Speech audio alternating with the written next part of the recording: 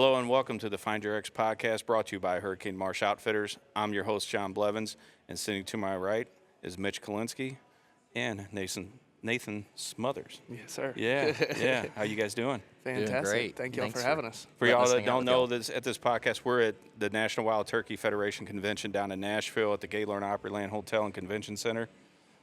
First time here? First time. It is very overwhelming, but super, super cool. There are a lot of people here. You can't put it into words. And this is Friday. This ain't even a busy day. I bet. You know? So, I mean, it's what better place to be? A bunch of rednecks and camouflage all here for the outdoors. You know what I mean? Sir. Exactly. You know, it's a great place to be, great place to bring your kids. And you know what? We have probably close to 150 people from our hometown, and they come down here. They've been doing it for years. So they look at it as, hey, it's Valentine's Day. Hunting season just got over. Can bring the wife and the kids down here and just have a great time. You know? Absolutely. Yeah. If something else inflicts on the schedule, I mean, we just put it off. This is family time here. We That's right. Make it every year. So being local Nashville, Tennessee guy, I mean, yeah, it's on the calendar. It's always here. Yeah. Absolutely. It might be an annual thing for me now. Oh, I yeah, got a little You're taste going to of join it. in the party now, yeah. Exactly. I mean, for Mitch and Nathan were on Farmer Once Wife, right? Yes, sir. Both of you, that's where y'all were from. And you're actually a Tennessee boy. I am. Home raised. Oh, yeah. Yeah, Nashville? Knoxville. Knoxville. Oh, Yeah. okay, yeah. Yeah, you know, from back home, everybody, it's Knoxville. I said, no, when you go down to Tennessee, it's Knoxville. Knoxville, Nashville. That's right, Nashville. It's Bull. Yeah. And you're from Florida? Yes, what sir. What parts? Polk County, so Bartow, Florida. It's right in between Tampa and Orlando. Oh, okay. And so we run a cattle operation down there. So it's a lot of fun. Oh, I just cool. got to go down for my first time. So me and Nathan, of course, met on the show 2 years ago now. Yep. Two Yeah, years and a couple months. And, man, what a beautiful place down there. It's natural Florida. Oh, really? The live oaks, the Spanish moss. What do you call them, hammocks out the trees? Yeah, oak hammocks. Oak basically. hammocks. Oh, that's cool. We don't have that here in Tennessee. You know, I love getting to see different parts of this beautiful country we got. And Florida, it's very, very, very nice. I love it. I love it. It's not all sand and palm trees. That's, you know, people that fly We talked about in. that, yeah, yeah. you know, they go there and they think, hey, it's sand, palm trees. And if you go to Orlando, it's a concrete jungle with, you know, a bunch of amusement parks. But it's country just like everywhere else. Absolutely, especially in Central and South Florida. I mean, there's super rural areas, and people come to Florida and never see it. They'll stay on the coastline or in Orlando, and that's pretty much it. I mean, I remember I was little, I'd watch Roland Martin down fishing at Lake Okeechobee, you know, watch him catching big bass. And other than the beaches, that's all I thought it ever was, you know. And then you get down there, and I remember being exposed when we got into, like, you know, the different parts of Florida, the moss on the trees and everything. I mean, just, man, it's beautiful. And all the wildlife, too, that we don't have here. I mean, Yeah. of course, the alligators, us Tennessee boys a little scared of those. We're down there at his farm, and I'm just watching where I step by the water. But they're out there fishing, and they're up to their waist. I'm like, what are you doing out there in the gator-infested water? Gators and the cottonmouths is the thing that get me. That's the part that I'm a little weary of. The gators don't really bother me. There's a river that runs kind of right by me. It's called the Peace River, but we like take kayaks and or mud motors and go down the river, and those gators will come up right to the edge of the boat and just smack them with your paddle, and they'll swim away. Yeah, and that's all it takes. That's Yeah. it. But That's them Congos, as Phil Robertson used to refer to them as, they will sneak up on you, and you don't know they're there. It's not like a rattlesnake. They're going to rattle or anything. Right. And, man, they can get mean. They'll Yeah. chase you. Yeah. They will. chase you. I've been chased here in Tennessee now. We know about those. Oh, know. you got them here, too, I Oh, guess. yes, sir. Yeah. Cottonmouths, water moccasins, and hitting them off kayaks growing up, floating little creeks and stuff. Oh, yeah. Yeah. Yeah. I'm not a big snake guy. Once turkey season comes around, I'm a little more weary of the wood. Yeah, oh, yeah. I'm looking at that tree before I sit down, or, you know, if I snuggle up against a tree. I mean, you know, we got copperheads up where I'm at, and that's about the worst thing you got to worry about. But, I Right. mean, usually in Missouri during turkey season, it'll get warm, but I've, you know, had snow opening day of turkey season. So, Wow. Yeah. See, I can't say that. It gets cold, and so you don't really – snakes are in your mind, but not so much. I mean, most of the time I've run into black snakes, and they'll make you jump. Yeah, I can think, you know, at least 5 times probably I've had snakes come by me, and some slither right up next to me while I'm sitting on a tree. Oh, yeah. Oh, yeah. Yeah. they'll make you hurt yourself. I even, Oh, a couple yes, they years will. ago, I was hunting my buddy's place, and we had birds out in front of us, and I didn't care. I had to get up. I mean, that snake was coming for me, and Oh, yeah. yeah. He's like, "Stay still." I was like, "I can't." Well, where we met you was down at Scott's Duck Club down at Clarendon. Clarendon, yeah. Yep. And so, shout out to Mr. Scott, Miss Tammy, just wonderful people. Yes. Can't say enough good about them. But I just bring this up in the middle of our snake story. Next time you see Mr. Scott, ask him about his one and only and first turkey hunt down in Texas. He's a Texas guy. Okay. And he said he had some Rios coming in. He was went with a guide. Yeah. And he said they're coming in hot, gobbling. And all of a sudden he hears, and he looks over. And he said it was a good 10, 15 feet away, just a rattler. And he said he jumped up and said, "That's it. I'm out. I'm done." And the guy's I like, think I heard that one, yeah. They're coming. And he's like, "Nope, I'm done. That's it." Yeah. So, but yeah, next time you see him, you're going to have to ask him about that. I will. But I other would than have done the same thing, Scott. Goodness. yeah, I told him, I said, yeah, rattlesnake, that might have did it for me. If I know they're there, I'm okay with them. Yeah. But man, it's that sneaking up, and especially if you got a turkey working, you're like, you're doing the cost benefit of it right then and there. Mm-hmm. Can I get away with not getting bitten or soiling my britches and still get a turkey? What's it going to be? Those turkey will be there tomorrow. Yeah, that's right. Or his brother will, or Yeah, something. You hopefully. know that. One Yeah. of the eeriest feelings I've ever had. I was turkey hunting, and I was walking on the edge of a swamp and going to sit down, and I had looked at the area the day before, but it's pitch black walking through, and I kept feeling like I had something watching me behind me. And we kept walking. I'd stop and I'd turn. I wouldn't see anything. Finally, I'd sit down and I find the tree I was going to sit at. And it's just getting light. And I could see something brown that stood up and shot across. And it was a Florida panther that was stalking me going to the tree. That's an eerie feeling because Yeah. you can't see them and they are deathly quiet. I mean, it is very, very eerie, but it feels like somebody's just staring at your back the whole time. You got that funny feeling, don't you? Yes. Yeah. It's weird. Yeah, especially when wild. you're in a turkey woods, you're trying to be as quiet as possible. Yep. So you're not one to do anything, to give your spot away. But then Right. something like that, well, we had a run-in like that up in Nebraska, and it shook us up pretty bad. I mean, Yeah. Macy was on the gun, and it wasn't a Florida panther, of course, but it was a mountain lion. Right. And it shook us up enough to where she's like, "I'm good. I'm done. We don't need to fill this tag. Let's just go." Yeah. So, Wow. Yeah. But, it's just, things that'll creep you out in the woods. And you got Osceolas down there, don't you? We do. We do. I'm a little partial. I think they're the hardest bird to kill, but that's I've the heard only that. one I've ever hunted. So Well, I've heard I they don't just doubt it. don't gobble as much. they don't. You have to be really careful because you'll hear them on the roost, and then they'll shut up, and all of a sudden they're 30 yards from you.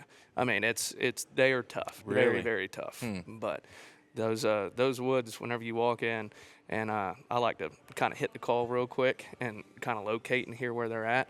I mean, this spot in Lake Wales I hunt, I mean, it just erupts. It's a lot of fun. I That's enjoy it. cool. But See whenever you in they a get on couple the months.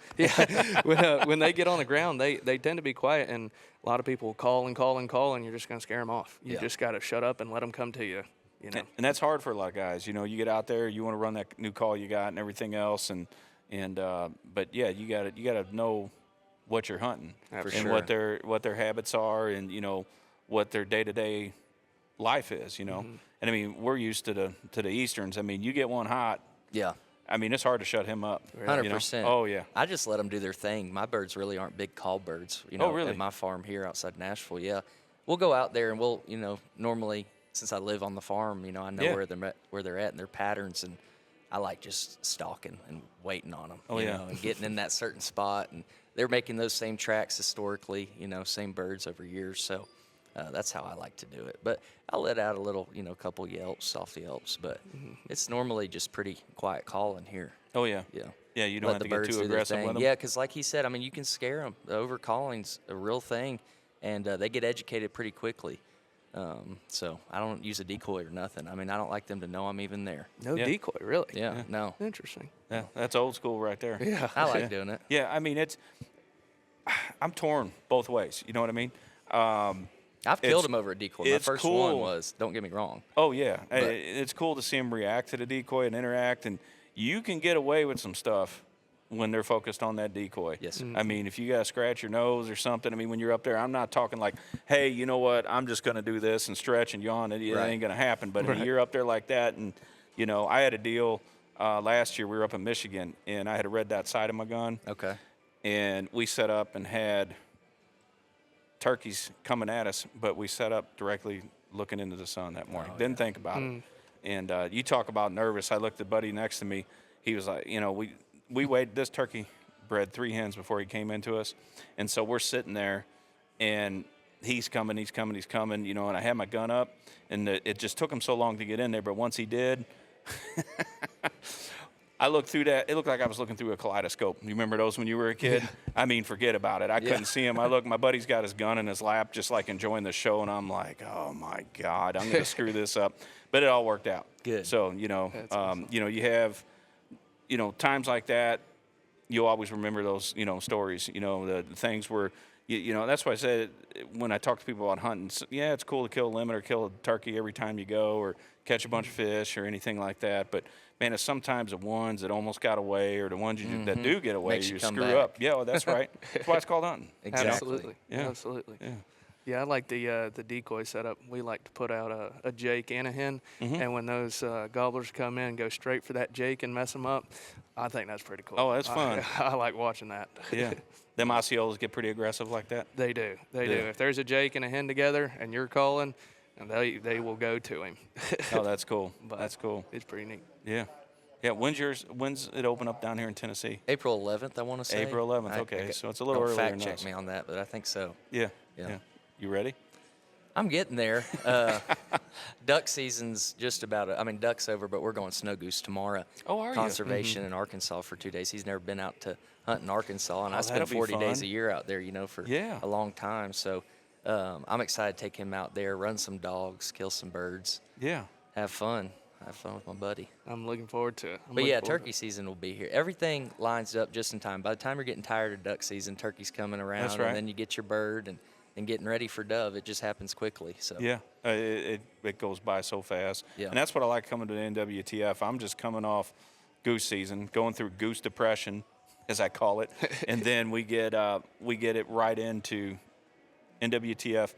Kind of starts getting the juices flowing. Hey, turkey season. I mean, I still got snow goose coming, but this right here always kind of sets the mood.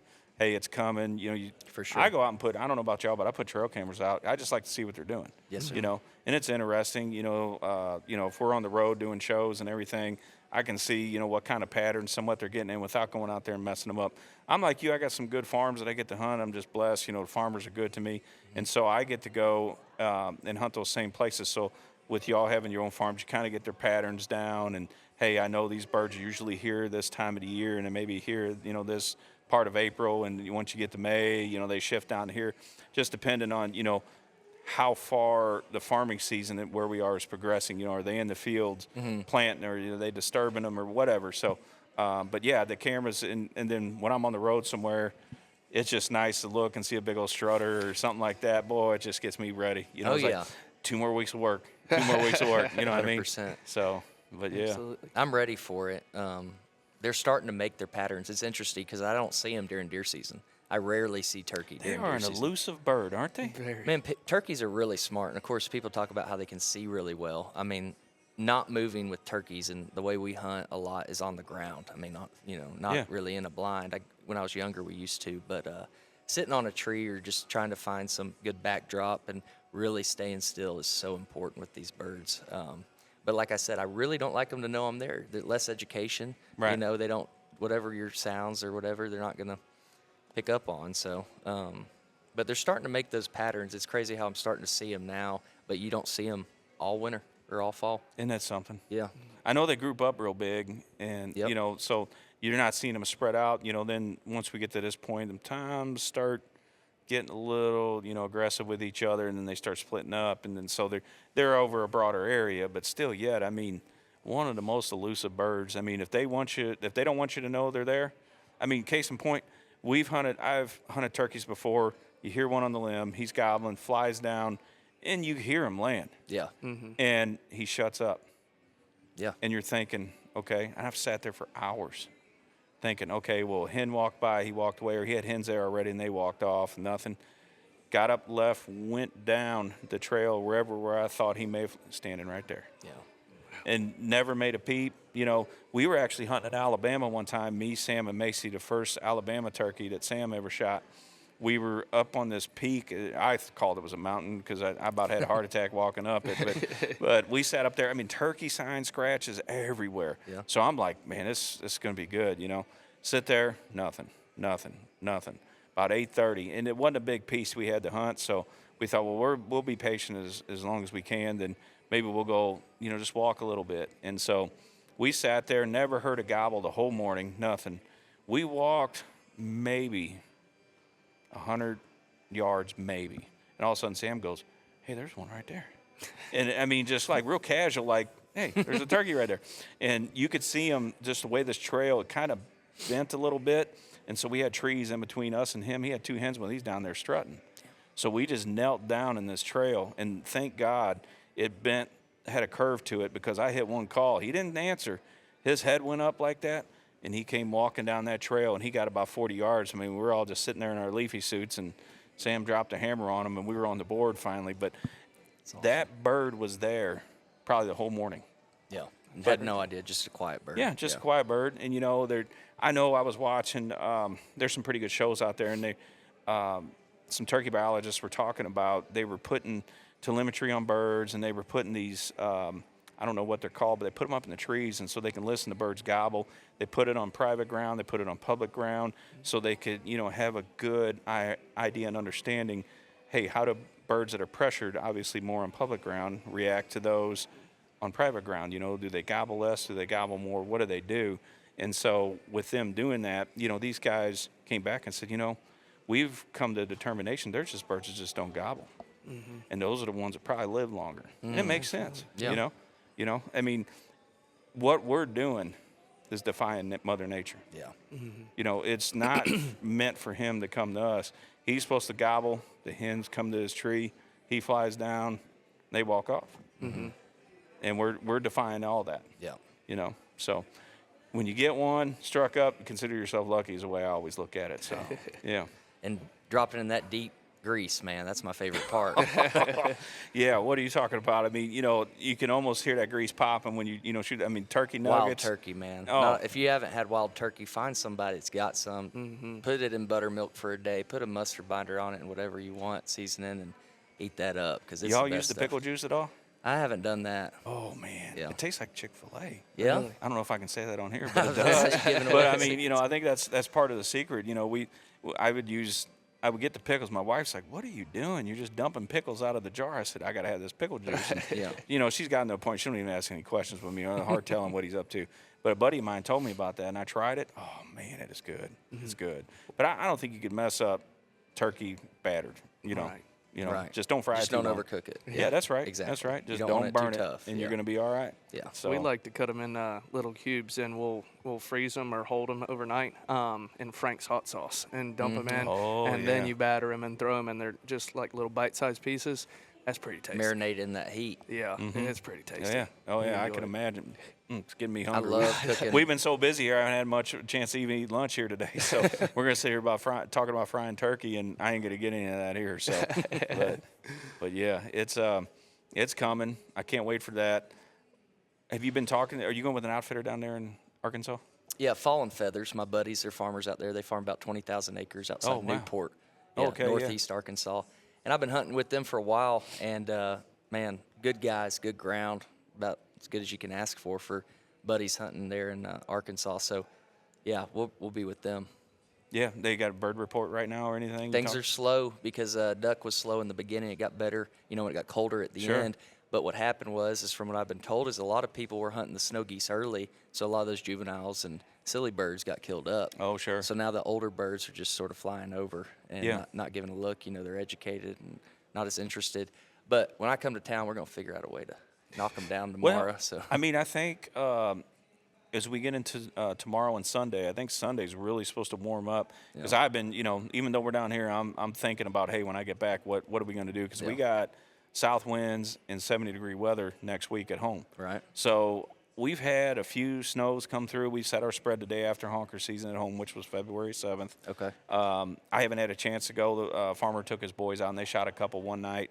But for the most part, we really haven't had much through. But I will say this, my first time ever coming down here, I think we've been coming 8 years, I've never seen the lakes and the ponds in Kentucky and Tennessee froze. So low. They were froze. Okay. I've never seen that. And then some boys we know from Kentucky, he comes in, he's showing me all this bit, they just smacked the honkers down here when it got cold. And he said, that's not really typical. I mean, they'll shoot a few out on the river, he said, but he was showing me video, and it just wasn't a few. It was thousands. Wow. So that made me think, okay, them honkers actually they went past us. And I was telling all my buddies back home, they're like, oh, man, they went north when we had that warm-up at Christmas. And I was like, man, I think a bunch already got past us. And then we got super cold at home. And then you probably weren't, but down here, you were messing with them ice storms and stuff. Yes, sir, yeah. This whole winter, I mean, it started duck season, was really cold, tons of ducks on the farm. Oh, yeah. That night they left. I mean, crazy numbers. So opener wasn't good, and then it got a little bit bad, and then the end got really good when it got cold again. Sure. But it's just been peaks and valleys this season. But yeah, and that's waterfowl hunting for you. And I haven't had one of those years in a while where you get that timely front, and about the time those ducks get stale, here comes another timely front. You get new birds in. I mean, if you could script it, about every 2 weeks you get fresh birds in the area, and life would be great. Yeah. But that's just not the way it happens. And we had no water too. We had a big drought this year. So. Oh, did you down in Arkansas? Yes, sir. Yeah. So they had a lot of water in the spring really early. I mean, a lot of fields got over flooded ditches and stuff, and they weren't even able to plant, 40-30% of some of their fields. Oh, wow. So, obviously ducks like water, ducks like food. Yeah. So it was slow in the beginning. It was hard, and pumped some fields, but. Yeah. Yeah, I mean, and I'm wondering if that's what, I think when you all had all the snow and the ice down here, because it got cold really far south. Yeah. So I'm wondering if a bunch of them snow geese even pushed down in the, South Louisiana. I heard Mississippi had a bunch there for a while. I don't know if they still do, but they ought to be coming. I mean, snow geese make up time. Right. They know they got to get north. And I mean, I've sat there, unfortunately, on days where it's later in the year, and if there's a bunch of adults, like you said, the silly ones and the young ones got shot off early. Right. And I mean, just for days, we'll just watch them as high as you can see, and they're making up time. They're going till they hit that, snow or ice line, and they're not going to stop. It's crazy how much ground they can cover in a little amount of time. Oh, it is. Yeah. It is. God made them pretty special for a oh, reason. Yeah. Man, you ain't lying. Yeah. I mean, it's when you shoot a banded one, just to see that journey, where they started out, most of them like Nunavut up there, northern, Canada. Right. And like when we'd shoot them in Saskatchewan, they already went on a 1,500-mile journey just to get to there. Yeah. So then we're 1,500 miles from home. So, I mean, by the time they get down to y'all in Arkansas or even down Louisiana, 3,000-4,000 miles. Yeah. And they don't fly like this. They fly like this, and, they stop, and they go back north, they go back south, they go west, they go east. So, that journey to maybe 4,000 miles in a straight line, but hard telling how many miles they fly to get to that destination. I mean, it's a remarkable bird in a way. Oh, so. very, very amazing. I love chasing them. Yeah. It's fun. Yeah. It's when you get a good group of them, and again, they don't know you're there, and you have a good hide. Hides are so important with those geese. I feel like, of course, when they're working and get right over you. But yeah, that's some of my favorite times. Oh yeah. So do you? A lot of people I hear don't like goose. Do you eat any of them? Oh yeah. Yeah. It's everything is on how you make it. Yeah. Okay. And actually, snow geese get a real bad rap. But like when we would shoot juvies, especially on the way north, those pits we got. Buddy of mine we'd take the juvies, especially because their meat's so tender. We'd take it out, we'd marinate it, we'd breast them out, marinate it overnight, and the next day, that's what we had for lunch is goose fajitas. And you'd swear you're at a fine Mexican restaurant eating fajitas. I mean, you think of steak fajitas. They're that good. Really? Wow. Yeah, they get a bad rap. I don't know why. They just do. If anything, I think the Canada geese are a little, tougher. But I got recipes for that, they all work out. And, I mean, you shoot enough of these things, you figure out a way to eat them. You make anything taste good nowadays. That's right. And we got all this seasoning and marinades and Oh, stuff yeah. out there. Yeah. Little garlic, little onion, Little beer. Yeah. Yeah. Little wine. It'll make it go a long way. I would do my deer in wine, and that's the first thing I'll do is I'll drop it in after I brine it, and get that blood out. Just drop them in some wine, whether I'm making jerky or a steak or whatever. all about how you prepare it for sure. Tenderize it. Oh yeah, yeah. I love to cook wild game. Yeah. Absolutely. Have y'all ever done that Sandhill crane deal out in Texas? I've wanting to so bad. I mean, they say it's the ribeye of the sky. I've never had it before. Right. But it looks a lot of fun. Yeah. You know, I just haven't had the opportunity to go do it. You done it? Is it? I think it's just in Texas. I know Florida that's illegal to shoot them because I've they're never not done it. migratory. Yeah. I'd be scared to take Texas, my dogs out there. I you think know? Oklahoma you can shoot them. Really? I don't know if Kansas does or not. They got but, those big beaks. oh yeah. Well, you see the dogs. They put them goggles on them laps. So, you know, they say you don't let your dog go. My dogs aren't goggle certified. I don't think they kind of like that. They'd freak out. Yeah, well, you know, I was thinking the same thing. I was like, man, if I put some goggles on especially my younger dog, You're gonna have it'd to be, train he'd him be with doing that. this. Yeah. So, You yeah, have to you're start right. them, I would think, because we don't use goggles, of course, for dogs. But Yeah. Well, I mean, so I guess you do have dogs. Then. I got 3 labs. Oh, yeah. do you? Okay, Yeah, I got okay. 2 blacks and male and female, and bred them and kept my favorite one. She's actually a yellow lab. Come out. Oh, gotcha. But yeah, man, they're my whole world. I spend Oh, every I'm day telling with you. them, and I take them everywhere I go. And of course, they go hunting with me and running around the house. And Yeah. Yeah. I mean, they're like kids to me. I Yeah. mean, you know, they're family. They are. You know, I had a guy a long time ago. My first dog I ever had. He was good, and I hunted at this duck club one day, and this one fella, just somebody we wish would have never shown up, but he Yeah. did. And you know, at first I never liked dogs because I never seen. Then I did not. Not that I didn't like them. I just thought, well, retrievers. I never seen a good one, so I thought, well, man, it's just not worth having. Then I saw a good one. Those guys were nice enough to help me train one and got one the right way. Right. So I'm out there hunting with these fellas, and they never seen a really good dog either. And so we had a bunch of mallards come in, we shoot them, and my dog, you know, he marks them. He goes out and picks up 3 of them. We were hunting a flooded cornfield, which I know is a nasty subject right now, but we'll just get past that. That was years ago, so don't Yeah. worry about it. But anyway, so he marks those and he comes back, and you know, and I'm in the blind. I was like, hey, anybody see where the other ones went? Yeah, there's one in this strip and one in that strip. And so one of the guys starts getting out of the blind. I said, what are you doing? He goes, well, I go help the dog. I said, no, that's his job. Yeah. So I sent him, sat him, cast him to the left side first, went and got that duck, did the same thing to the right side, and these guys are just like, how'd he learn to do that? And I was like, it's just Time. a lot of repetition, Tons a lot of patience, and just a lot of experience. And so we ended up getting all our mallards. And this one guy says to me, he goes, how much for the dog? And I said, sir, I couldn't sell him. He goes, oh, man. He goes, I got enough money. I can buy anything. I said, well, you ain't going to buy him. Yeah. he I ain't said, for because if sale. you do, I might as well not come home. Yeah. You know? You had to buy me a whole new house and everything because, my wife would have disowned me. So. 100%. They're family, like I was saying. I don't get these guys that they're just tools to them and they throw them in the box and that's no. all they do is just hunt. No, they got to be out there with me, day in, day out, and they love their job though. Oh, 100%. They do. enjoy it, and I'll be the first one to say I ain't got the best dogs in the world, but them dogs will hunt, and that's what he ain't gonna always stop on the whistle, but he's gonna go out there and use his nose, and That's he's right. gonna find that bird, and I'm gonna give him his time to do it. A lot of people, and I still get discouraged at them, but get so fixated, on the dog and it's not doing this or that. Just let the dog hunt. That's right. As long as there's not big groups, working, try to get the dog back into the box, but sometimes you just got to let them go out there and make those circles and smell them out. Yeah, and that I always, when I would train my dogs, I do it and I build them up for success. Right. I don't build them to fail. Yeah. Because once you start training a dog, you want to train them to be successful. Of course, you want to challenge them each time. Yeah. But their whole world is you. Mm-hmm. And they trust you with everything that you do. All they want to do is please us. Mm-hmm. And if you're out there trying to trip them up and, they don't have the confidence, hey, this guy don't know what he's doing, then you're going to start running the problems down the line. But, I always try to make sure that whatever I do, I'm trying to make him or her the most successful at what they're doing at that time. Yeah, let them be happy. Let them know that they're this is what they enjoy, and that, let them have fun with it. Oh, yeah. But that tail's wagging. Oh, yeah. Big old coming back with a big old green head in their mouth. My male will sit there. We'll hunt 5 hours sometimes and just sit there the whole time and watch that water and watch the sky. I'm like, yeah, that is a God-given blessing right there. Oh, yeah. And Yep. they say man's best friend, but truly, he's always there. Yeah. They're like my shadow. Yeah.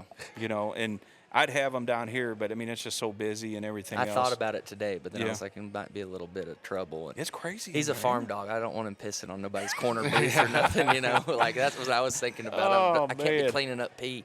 Oh yeah, yeah, But yeah. Mine definitely would. It would definitely all find the somewhere to scents feed. and all these people out here that have dogs, I'm sure that he's gonna mark his territory. He's a dog. Yeah, they're just being what they are. That's Yeah. all it is. So, but yeah, they're fun to have around, man. I don't know that I could ever go waterfowl hunting again without one.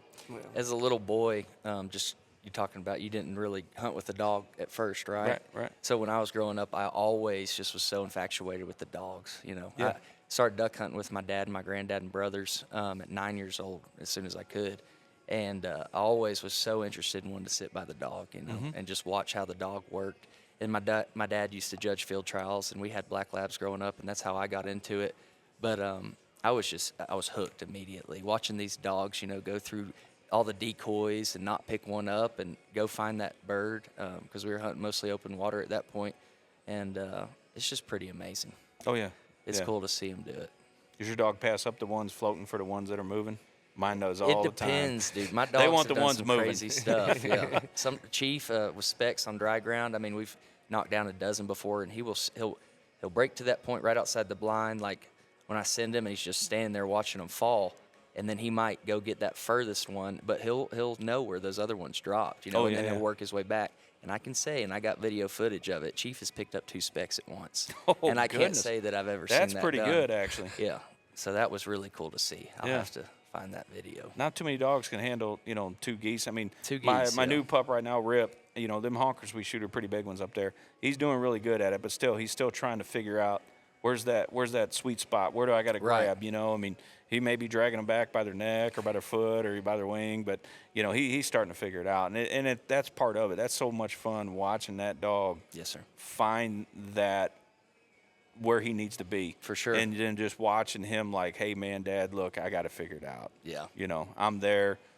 Shoot some more, please. Kind of Yes. thing. So. Oh, and if we're not shooting, man, they let me know. Oh yeah. Yeah. I'm like, I know, buddy. Me too. Oh, Trust yeah. me. I'm sad about it. I swear, my first dog, I broke him in up in Saskatchewan. We would shoot, go up there and shoot 1,200, 1,500 birds over him in a couple weeks. First he was up there 9 months, and I mean, other than correcting some steadiness issues, I mean, that made him. And so he gets thinking, okay, well, every time we have a group come in, there's going to be 10, 15 birds laying out there. We get back home, and we're shooting ducks or something like that, and only 1 or 2 falls. And I swear, he would get back and look at me like, really? Yeah. That's it? That's all you're good for right now? These dogs, man, Oh they're yeah. funny. Yeah. And one thing I remember about him, and you talk about a dog watching. There's a lot of times we'd be sitting there, and every duck hunter knows that sound of mallards dropping, migrating mallards dropping from way out. It sounds like a jet. And you just hear that tail like hitting against the dog box or whatever, and you're like, hey, he sees some ducks somewhere, and you look at him, and he's, just staring at the sky, and he could hear them or see them before we did. And finally, Yep. you'd hear that jet sound, and you're like, oh man, it's on now. Yeah. But it was funny because I had my after goose season, I was getting the truck cleaned, and just had the dog sitting out there, and it was right at dusk, and it's in town, so there's a bunch of geese moving, from the golf course or whatever. And that pup of mine, hear them geese honking. Couldn't see him yet, but boy, he'd just sit there like that and just be scanning. And boy, he'd see him, and he'd look at him, look at me, look at them, look at me, like, okay, when you gonna go, Dad? And it's like, hey, buddy, season's over. We can't do that right now. So, but yeah, hoping snow geese come. We start getting a few, get him on those. Just keep progressing down the line where he needs to be, and you got to say it's probably the hardest thing too when you put whatever you wear, bottom land, real tree, whatever, and you grab that shotgun, you go turkey hunting, you got to say, nah. They know. Yeah, when I grab a gun, they're like, and even if I point it, they're looking in the direction of which I'm pointing. Of course, as they get older, they figure out all these little tricks of what Yeah. we're really doing. But Oh, yeah. Yeah, they know. They could tell just, I think, the speed at which you're getting dressed or you're grabbing stuff. They know. I think they can sense that we're getting excited, so they start getting excited. And then when you grab that gun case or that blind bag, whatever you grab, when or your your wader bag, and you're getting ready to go, I mean, it clicks. they know. And then, man, it actually, it breaks my heart when I leave, and I'm like, hey, buddy, you can't go, because I know he's probably the saddest he could ever be. Why is he leaving me here? Oh, yeah. You know? And So. the worst is, I got 3, so I have to tell 2 no every day. Yeah. And Oh, yeah. I was like, but that's what's good about having 3. They get hurt, and they are tools to an extent. For me. And Yeah. I say that lightheartedly because I love them like they're my kids, but they are tools out there when we're hunting, and so stepping on stobs and getting swollen feet and that stuff's normal. It's going to happen, so you got to have that extra dog to work. Yeah. Yeah, I went through, so the older dog I got now, Jeter, we were out in Kansas hunting with some buddies, and we were shooting honkers out there, and we dropped one in the field behind us. We were hunting a fence row, and, he's on it. He's out there, 100 miles an hour, everything that dog has ever done. And we hear a yerp, and he comes back, and I was like, man, I wonder what, I looked at him, didn't see nothing, because we had another group coming. So we finished the hunt and everything. We get back. It was super muddy that day. We, washed the dogs off, washed us off. We were a muddy mess. But anyway, like the next morning, I get up, and that paw's like 5 times the size of a normal paw. And, he was still wanting to go. Yeah. There's no stop in him. But so I decided, hey, you know what, I'm going to go back today because obviously something's wrong with him, and I need to get this figured out. Yeah. And I was a fireman at the time, and unfortunately I couldn't get him into the vet till the next day. My wife had to take him because I was on duty. And she called me and said, yeah, he had a hole completely through his pad all the way out because So it must have been, there was a bean field behind us, so I don't know one of them bean stobs went all the way through. But that dog hunted the whole rest of the day and picked up geese like that. Really? Oh, yeah. Wow. Yeah, and we didn't know. I mean, Yeah. once his foot swollen, but, cleaned it out, little antibiotics, but I had to go without him for like 2 weeks. Yeah. Killed him as much as it killed me, that he couldn't go. But yeah, there's something special. I mean, do you have any dogs, Nathan? I do. So I have a charcoal lab, but he's a house pet for sure. Oh, yeah. He's terrified of guns. But I have He's a sweet boy. I have 2 black-mouthed cur dogs, and they're my cow dogs.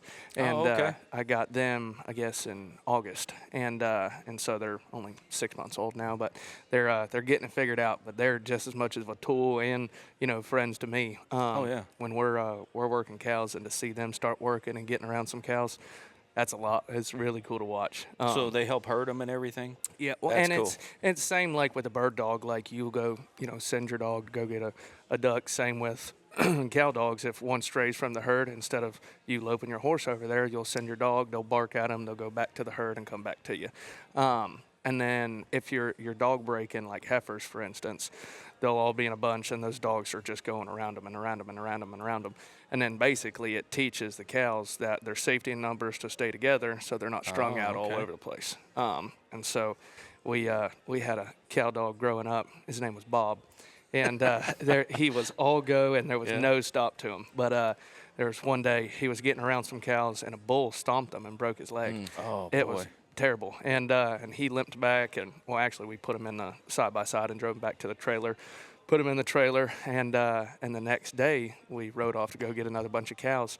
We're probably a mile off, and here comes Bob. He climbed out of that trailer with a broke leg and went to him and continued to get around those cows. Isn't that something? I mean, and you can't tell me dogs, whether they're bird dogs or cow dogs or sheep dogs or whatever, you can't tell me they don't love it. I mean, they love it every bit of They'll it. kill themselves trying to, like you said, 100%. please or do their job. Yeah. Yeah. Yeah.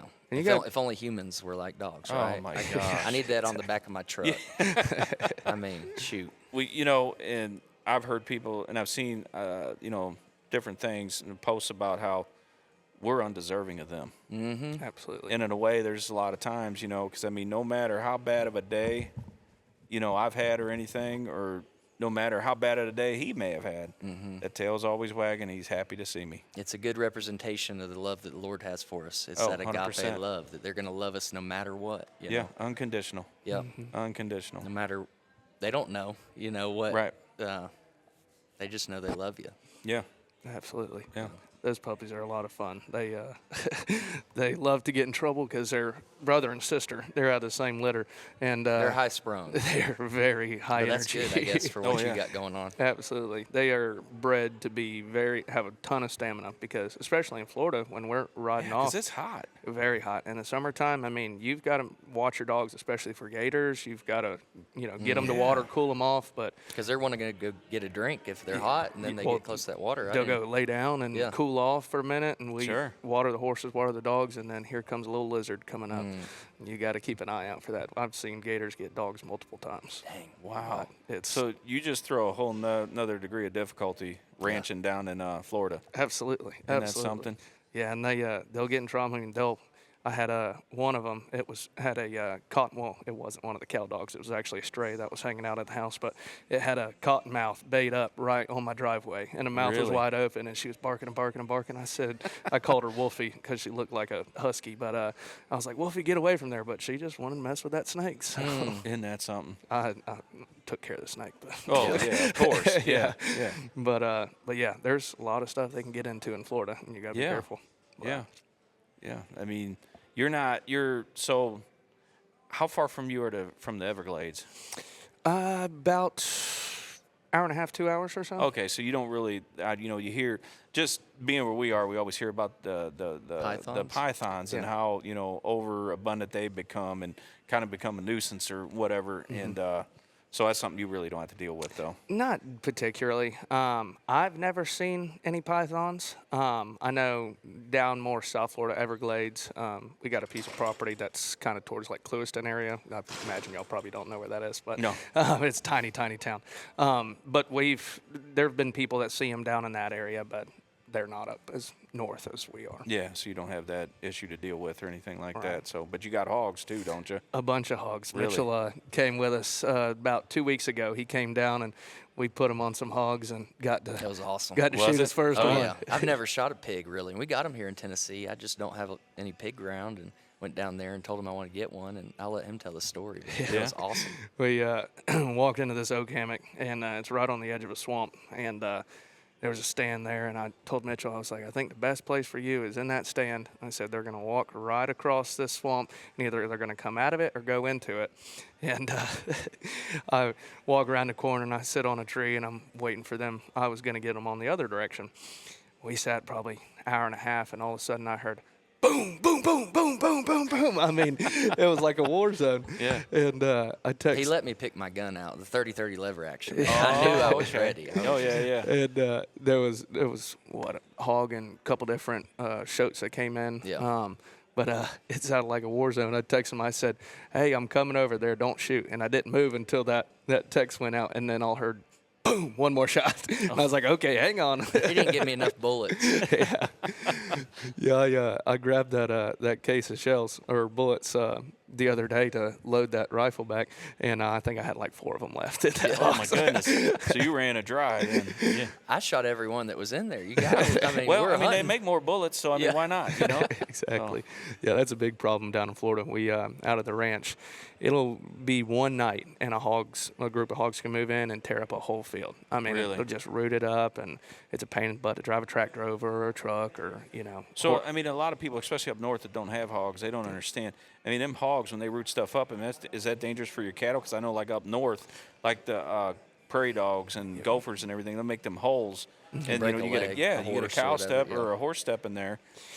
Yeah, they're not as deep as you think with hogs. It basically just takes the top layer of grass and just flips it over. And so for animals that are walking on it, it's not terrible. Like they're not 8 inches deep by any means. So it's just kind of that topsoil, but But they ruin the food source for your cattle. right. Okay, And so yeah. it's not necessarily going to cripple a cow or a horse or anything like that, but it'll take away all the grass. And Yeah. honestly, the biggest pain of it is just to drive across it. And Oh, it yeah. will beat you up. Oh, I bet. But Ruin the suspension in your truck. Exactly. We put out molasses, which is like a liquid feed for the cows, and so we've got a 1,000-gallon tank on a gooseneck trailer. Mm-hmm. So pulling that across the pasture that the hogs have rooting up, it is. It'll Especially jar if it's you loose. wet and then they tore it up and then you're getting stuck out there. I mean, Oh, yeah. Yeah, Yep. that's true. But we have a lot of fun with it. I told Mitchell next time we'll have to bring out the AR and go ride around on the yeah. buggy. Oh, that'd be I'm fun. bringing my thermal and silencer next time. Yeah. We're Yeah, gonna you let, can do a little night hunt gonna or let something. them eat. Yeah. Yeah, that'd be Absolutely. fun. Yeah, you bring the thermal down, we'll get on the coyotes too. I've got Yeah. a couple out there that got some calves last week, and Really? I sat out there. Yeah, I sat out there. I guess 2 weekends ago, It was right after y'all left. But my buddy has a thermal, and we sat and called and didn't see any, but I could hear them all around us. But that's an eerie sound too when they get to yipping. But it's really cool. I've seen a lot of people do it, and I'm trying to get into it a little bit. But those thermal scopes are pretty pricey. Yeah, they're proud of them. I think my buddy Travis has one. I want to say he was in the upwards of like $6,000 for his whole setup and everything. But there's a good range, I know, of prices. I bought mine used off a buddy. That's how I was able to afford it. Oh, but, yeah. I'm brand new. They're a couple grand to a lot, And they sync up to your phone too, I think. So like whoever's watching it can like look on their phone as the other guy's looking through the scope. You can video your hunt and go back and watch it. It's cool because he'll send me. I haven't had a chance to go out with him. I don't have all the equipment. I think if I found another hobby, my wife would get rid of me. But and he'll send me videos. That you feel like you're right there looking through his scope, and it's pretty cool. It is. It's really neat stuff. So, I mean, it'd be something to get into someday. But sounds like you guys both having the farms and everything. How many head of cattle do you guys run? We're running about 950 cows. That's serious. Yeah, I am a one-man show. Mom does all the booking or all the finances stuff, and I do all the hard work. Holy moly! So it's a lot of fun though. Yeah. We're blessed. So. Yeah. Oh yeah. But that's cool. It's a lot of fun, especially whenever we're calving. We're calving right now, and so calves are hitting the ground every day. That's another reason why there's coyotes yipping all over the place. Oh yeah. But yeah, it's really cool to see the calves hit the ground, and then 8 months later you're selling them and seeing how far they've come. It's different kind of side of things. Like hunting, you'll track the same deer for so long, but you see all these baby calves, and you can see their personalities and everything as they grow up. It's pretty neat. Yeah, that is pretty neat. But yeah, it's amazing. Yeah, that's really cool. That is really cool. Anything new coming up for you guys? I know we were talking earlier for the podcast. So you had a pretty cool fish story. You just got back from. Well, I was in the Bahamas with my good buddy Kevin. He's got a boat, Super Knot, that we went out on, and it was my first time going like in the deep water, chasing big fish like that. I've caught some snapper and redfish and stuff, but yeah, got on some tuna, some mahi. The captain that we were with, he'd been fishing 12, 15 years. He said it's one of the biggest females dolphin mahi he's ever seen. Yeah, so I think I'm going to try to get a replica. Oh, that'd be cool. Yeah, she's about 5 foot. So, but that'd man, be real cool. And talk about eating too. I mean, that fish, we were eating it raw, the tuna. It was the little soy sauce and wasabi. I mean, that was an experience. That was really fun.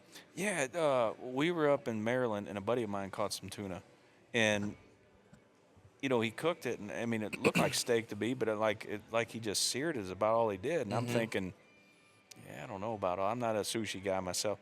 Man, that stuff was good. It's really good. Yeah. Really, really good. I will tell anybody, don't knock it until you try it. Oh, that's right. Like, raw fish? I'm not doing that. Yeah. Yeah, it's delicious. Oh, that tuna was just awesome. And don't even get me started. Mahi tacos. Oh, yeah. My favorite thing. Absolutely. If I can get mahi tacos where, if we're down, Gulf Shores or down in Florida or whatever, right. we maybe, if you can get some of that on the menu, it's a little better than getting in Missouri, I'll tell you that much, because, I mean, you just don't know how long or whatever, because, they didn't catch that fish fresh the day before or whatever, so I get a little leery about eating that. I mean, crappie, catfish, walleye, you can get that all day up where we're at. Absolutely. But, yeah, you got to get a little closer to the coast for me to want to be eating that, so, but yeah. But anything big coming up with you guys? I know you guys were both on Farmer One. I mean, I'm sure if I don't talk about this, why did you not ask them any questions about Farmer Wants a Wife? Because I'm sure she watched both of you and everything like that. Pretty cool experience? Great experience, yeah. Yeah, we had a ball. Got to travel the country, met some great people, lifelong friends. Lifelong lasting friendships for sure, yeah. Absolutely. All us 4 farmers that were on our season together, we're good buddies and keep up and see each other. So. No, were you guys located, obviously, Florida, Tennessee, where else? Missouri and Colorado. Really? Yeah. Oh, that's sort cool. of spread out there. Yeah, we and I think you've pretty much been at everybody's farm now. I have, yeah. I haven't been out to Brandon. He's in Colorado. He does potatoes and barley. He actually sells barley to Coors Light or the Coors factory out there. But sounds like he's got a pretty cool operation. I'm looking forward to hopefully going elk hunting out there soon. It's beautiful. Oh, wow. Yeah, we got the invitation this past week or 2 weeks ago when we were at his place. He said, y'all going to have to come out and elk hunt now. And I don't think that'll be a hard. Yeah, where do I sign?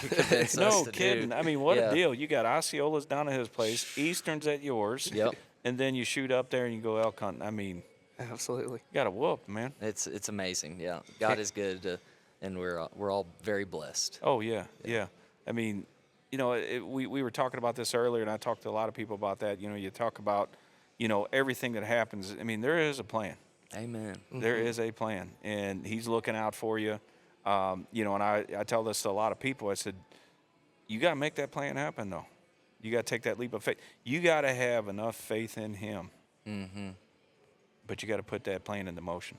Yeah. You got to take that first step or initiative, or a couple steps even after That's that. right. That's right. The walk is not easy. Right. Absolutely. And you will be tested. Yes. Along the way. And all He the tells time. us that. And that's what going with y'all, and hanging out in Arkansas, that was something I was drawn towards y'all and your family brand, and how just religion and was really important to y'all, and talking about God, and the duck blind with Macy and stuff. That doesn't happen a lot all the time. It doesn't, and it's like some people are almost scared to talk about it, Oh, we shouldn't You know? be. I tell anybody that That's is right. able to hear that message, shout it out. Yeah. Because that's why we're here. We're Yeah. supposed to spread the kingdom and show Jesus' love to everybody we meet, and whatever interaction that might be. There's a reason. Like you said, all we have to do is just surrender to Him and believe and have that faith, and He's going to take care of us. That's right. 100%. That's right. Absolutely. I told y'all this story a little bit ago before the camera was rolling, but before I went on the show, I was working and I was just going through a rough patch. And I got home one day and I was sitting in my truck and I was praying and praying and praying and trying to figure out what direction I should go, if I should still, do the ranching thing, or I was taking off on social media and doing well on that.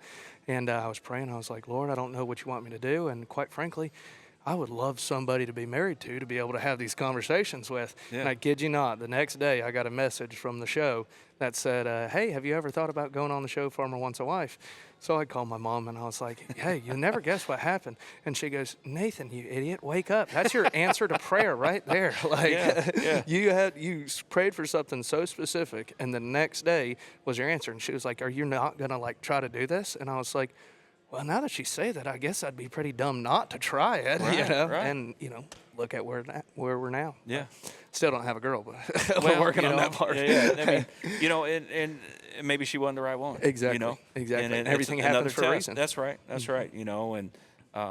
It's neat that y'all went through those experiences and everything, got to share it with people all over the world. I got to pray on national television. Really? Man, and that was cool. I was talking, so the last podcast I did was with a good buddy of mine from Kansas City, and he too went through a rough time. Yeah. He said about at his low, and he said, he just surrendered, and he said my life just turned around, and got into a men's group there at church and everything, and and that's what me and him were talking about. You see these football players on there that praise the Lord for, and thank Him. That's why we won the Super Bowl. You see these guys, or, the young boy with Indiana that won the national championship. What's his name? Mendoza? Yeah. Last name? Yeah. Seemed and- like a good guy. Oh, I know. And just, everything to Him. They don't want us to see all that, No.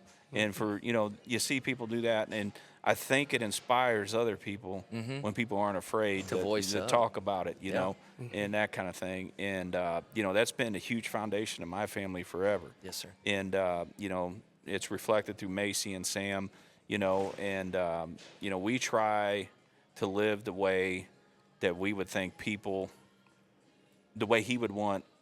If people were looking through us, He wants them to see Him through us. You know what I mean? Right. Yeah. So We're I mean, the salt. That's right. Yeah. So you live that way your whole life. Yeah. And I mean, it's not like you said we won't be tested along the way, because Lord knows I have been. But I always feel like when I come to that crossroad, I knew which one to take. It was, I had a great job, at the fire department and everything, and I was getting older. I mean, let's face it, you get into your 50s, dragging a hose around when it's 100 degrees outside, it gets hard on you, And, this was always just like a side hobby to us, and, things happen.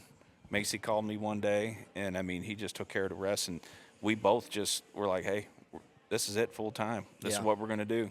And it wasn't without a lot of hard work, I'll say that.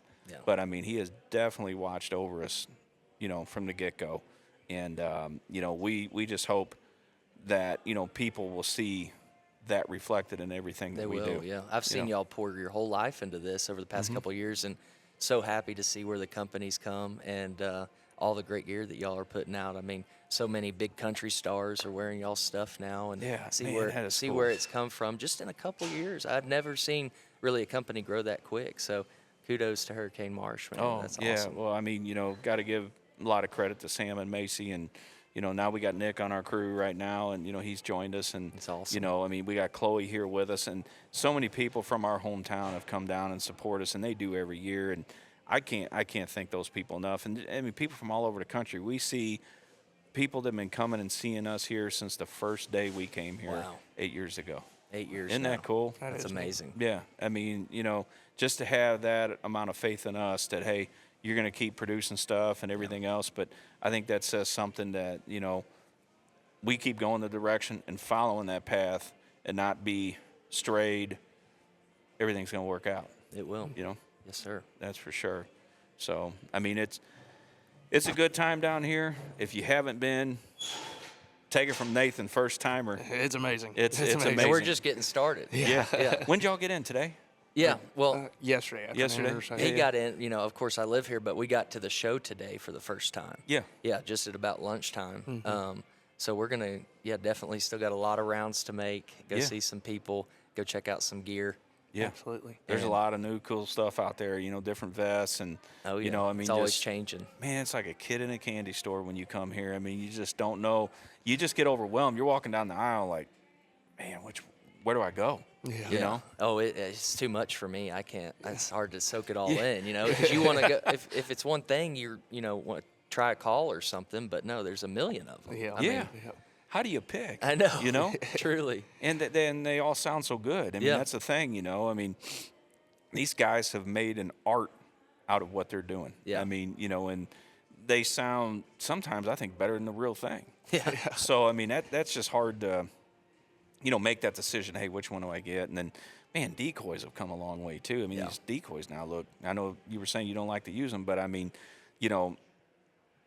if you got a first-time hunter out there, I would say give it a try. Yeah. No, I like them Absolutely. sometimes, but I just don't use them at my place. I don't want to carry it in there. I'm going to go Well, kill my yeah. bird and get back out. Well, and if you ever get the opportunity to turkey hunt with Macy, that is the way to go. That girl will walk you till you can't walk no more. Trust me. Last year we were hunting at Sam's cousin's place, beautiful place down in the hills of Springfield, Missouri. Okay. And hills like this and like that. And first day we walked, I think, 8.5 miles, which doesn't sound like a long way if you're on flat ground. Yeah. But when you're going 8.5 miles like this and like that, and the next morning we get up, we got so close that first day. Next morning I get up and man, I look like a little old man shuffling. I mean, my hamstrings, my back, everything was just shot.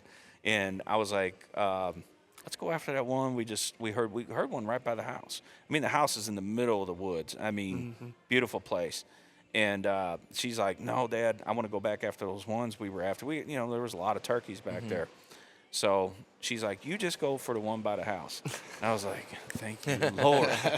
And so they went their way, and I walked about 100 yards from the house. And, I mean, within 15 minutes, I had a big old gobbler, longbeard laying there. Wow. But I couldn't have made their journey. They went back there. Man, I felt so bad. They got so close so many times. And, they went through a real test last year with the turkeys. I know that so many times they were there. They were there. And just didn't close the deal. So we're going to get them on them this year. I know we got a couple trips planned. Got our Nebraska tag. Do you guys travel anywhere else besides Tennessee or Florida? I mean, I know you'll be going to Tennessee and you'll be going to Florida. I travel a little bit. I want to start getting, like these different species of birds. I've only killed easterns. But I want to. I know a guy. I want to get on the Osceola, and I'd like to go get a Rio. But it'll all happen at the right time. Going back to your point of like they didn't get it, or their bird that week or whatever. But how many cool stories or experiences or lessons did they learn so that when it does come time and the Lord's going to put that bird in front of you, it all adds up, right? Yeah. So you got to it's look hunting at, like we always talk about. That's right. Yeah. Every failure is a learning, and it's not really a failure. It's a learning experience. Exactly. Yeah. What could I have done different? Or, I'll tell you, I went through a tough time last year. We had a lot of rainy, days, and then there was actually 5 days. My wife's like, "You sick?" I was like, no, why? And she goes, you're not turkey hunting. I was like, man, the weather's just not right. Because I've been, the beginning of the year, just couldn't get it done, couldn't get it done. Then it rained about 5 days. And at least we're, the birds I know that we have, and I'm picky. A lot of people call me like a goose snob when I goose hunt. I like the geese in our face, finishing, just, fooling them. It's playing chess. And I've shot so many of them things. It's like a game now that I play with them. If I can't get them that way, I don't even want to do it. And with the turkeys, I want it to be sunny. I want it to be A bluebird, just hammering. chirping. Yeah, I want everything. Yeah. I want the whole show. I call it the show. Yeah. When I'm goose hunting, I want the show. When I'm turkey hunting, I want the show. So I was like, you know what? I have so much respect for these regal birds that I'm not going to shoot one when he's wet. Yeah. You know what? We'll come back another day and we'll do it the right way, because when I shoot one, first thing I do is give thanks. Yeah. Thank you for letting me harvest this wonderful animal. In a way, I almost feel bad, but then I start thinking about that grease pop, and then it all goes away. But no, when you're sitting there and you do that, and I just have a little ritual I go through where I hang the bird on a tree, I take some pictures, like a respect thing, this. Me and this gladiator went round and round. I won the battle, but man, I have respect for him, kind of thing. So, I went through that spell and I just couldn't. And I start second guessing myself. Am I calling too much? Am I calling too loud? Do I even sound like a turkey anymore? What am I doing wrong? And then it clicks. You go from zero to hero faster turkey hunting than in any other sport I've ever been involved in. Just when you think, hey man, I'm just going to give up. I'm done. I almost can't stand this sport anymore. Pow! Yeah. And everything that'll get changes. you back out there. Oh, yeah. That's the same with fishing too. We had the opportunity this past summer to go up to Alaska, and we were salmon fishing. That's a lot of fun. We flew in on a bush plane on floats and landed in these basically lakes that are glacier runoff, and you have to find these schools of fish because they're all clumped together. There's not just like one hanging out over here and one hanging out over there. They're coming in upriver into these lakes that basically are their spawning zones, so they spawn there. But as soon as you find the fish, it's game on. But it takes a while to find it. But I bet. It's pretty neat. That sounds awesome. You're telling me about that. I want to do that. I've never caught a salmon. Same deal. They filleted the fish right there and took a bite of the salmon. It's really tasty. Shoreline lunch and everything. 9 yards. Yeah. Wow. It's neat. It's neat. And plus, you're in the middle of Alaska. You just look around and it's amazing. It's beautiful. We went on a cruise there like in 2019 with one of the most beautiful places. It makes you realize how really small you are. Yeah. Absolutely. Just incredible. We're going for days on this boat, and this boat's moving, and I'm thinking, there's got to be civilization somewhere, and thank God we didn't break down or anything like that. But I was just in awe, what he has created. If I've been to Saskatchewan, I haven't been a whole lot of places, but everywhere you find neat and special stuff. But that place, it's unbelievable. Unbelievable. He painted a picture. Yeah, and it was perfect. Yeah. My stepdad has a small bush plane, and he flew it from Florida all the way to Alaska and stopped along the way. So he stayed up there for, 2.5, 3 months, and he was working up there because he flies planes for people and everything. But while we were up there visiting him, we were in that plane and we're flying through mountains, and you can feel the wind coming across you, and it's just that feeling where it's like, I am so small. There's these mountain valleys that you're flying through, and you just feel that headwind coming, and that plane is just shaking, and it's like, it's a little nerve-wracking, but it's so amazing at the same time. I could only imagine. Yeah. Wow, what a cool experience. It was amazing. I want to go back. I was telling Mitchell, I was like, next time I go, I got to save a bunch of money, but I'd like to do a caribou hunt up there. Wow. That'd be amazing. Wouldn't that be cool? Yeah. We might have to save up a couple of years. But it'd be worth it. Absolutely. One day. Yeah. But man. Well, I tell you what, man, I really enjoyed this. Yeah. I don't want to keep you all too long. I don't know how far we get into this. Sometimes you get going and you look at the clock and, man, we've been here over an hour. But I know y'all just got here. I enjoyed talking with you, Jon. Yeah, it was fun. And that's the thing. I come from a big family. Yes, sir. And when we have a get-together, there's 50, 60 of us there. Wow. And sometimes you don't really get to sit down and, talk with everybody. And I see you every year here, and And we haven't gotten to talk. we haven't, Yeah. and I know a little bit about you, and this is the first time meeting you, Nathan. So I mean, it was cool. You get to sit down, you get to know a little bit more about the person, but the hustle and bustle of all this down here, I'm thankful that we have that. But you don't really get to sit down and get to know everybody. So Yeah. Well, thanks for taking the time. Thanks to Hurricane Marsh for inviting us out today. Oh, Absolutely. yeah. And Thank you. yeah, it's going to be a Anytime. great rest of the show and get out there and see some more friends. Yeah, I'm gonna go finish up the rest of the show, and you guys get to see what's left for the rest of the day. I'm sure you'll be back tomorrow.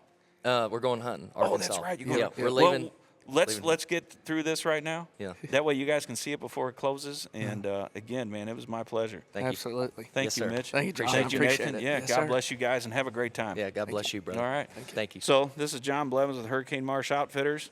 This is Nathan. This is Mitch. They're going to enjoy the rest of NWTF. I got to get back to work for Macy and Sam, have my hide. So we'll see you later. Y'all stay at them. All right.